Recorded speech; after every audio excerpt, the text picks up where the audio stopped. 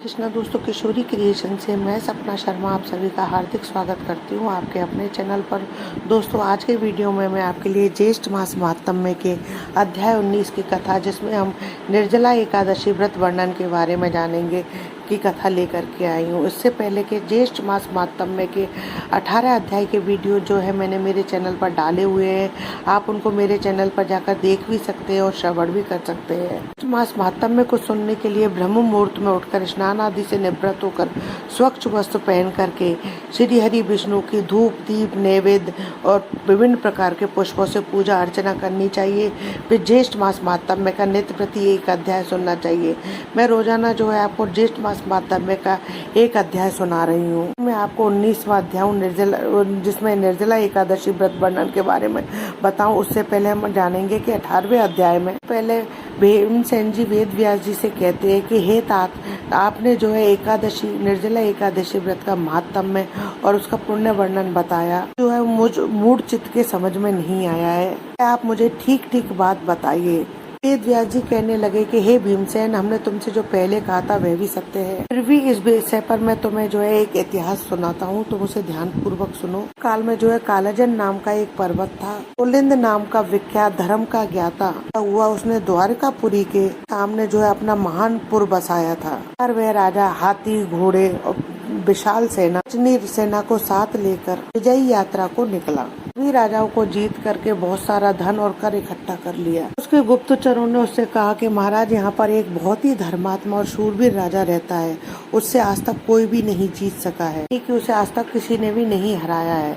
तब राजा पुलिंद ने जो है उस राज्य पर अपने सैनिकों सहित आक्रमण कर दिया। पुलिंद उस राज्य पर आक्रमण करता है। उस दिन जो है ज्येष्ठ मास के शुक्ल पक्ष की निर्जला एकादशी व्रत होती है। उसमें से एक नागरिक पुलिंद के सामने हाथ जोड़ करके विनय पूर्वक याचना कर कहता है, हमारे राज्य पर जो है 2 दिन के बाद आक्रमण करें। हमारे राजा जो है समस्त प्रजा के साथ में ऋषि की पूजा में स्थित है। आपसे 2 दिन कुछ भी नहीं कहेंगे, पर 2 दिन के बाद क्या होगा यह मुझे भी नहीं पता है, कोई बता भी नहीं सकता है। अब उसके आगे का महात्म्य जो है ज्येष्ठ मास महात्म्य के अध्याय 19 निर्जला एकादशी व्रत वर्णन में जानेंगे। आइए सुनते हैं 19वां अध्याय। जी बोले कि हे भीमसेन, उन पुरवासियों के ऐसे वचन सुनकर राजा पुलिंद क्रोध के वशीभूत होकर बड़े गर्व के साथ ऐसे वचन बोला कि हे ग्रामवासी, यह एकादशी कौन है, किसका व्रत किया जाता है? अरे मूढ़ा, निष्फल बातें क्यों बनाता है? तू अपने घर कुशलता से चला जा, नहीं तो मेरे यह परम दारुण दूत तुझको मारेंगे। पश्चात वे सब सैनिक नगर में घुस गए। बड़े बड़े महात्मा और साहूकारों के घर के दरवाजे तोड़कर घर के अन्न धन क्रोध कोष को धीरे धीरे ले जाने लगे। धन वालों के घरों के फाटक तोड़कर अच्छे अच्छे धन को ले गए और समस्त नगर के घर भयानक सैनिकों से भर गए। पुरवासियों को कंदमूल और फल आदि कुछ भी नहीं मिल सका और समस्त पुरवासियों का निर्जला एकादशी का जो है व्रत हो गया। नारायण अस्त हो गए और नगर के बालकों तक को भी जल नहीं मिला।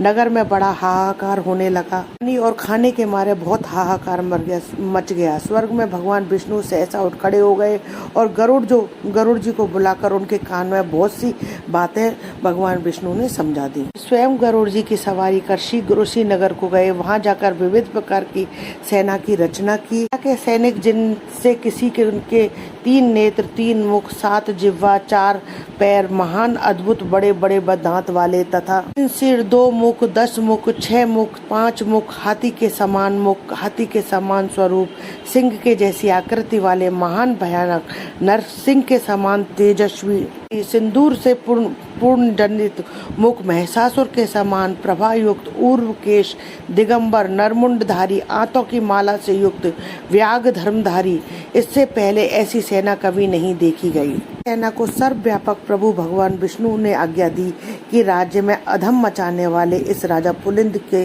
सेना सहित मेरी आज्ञा से इस सूर्य उदय से पूर्व खूब अच्छी तरह से नाश करो।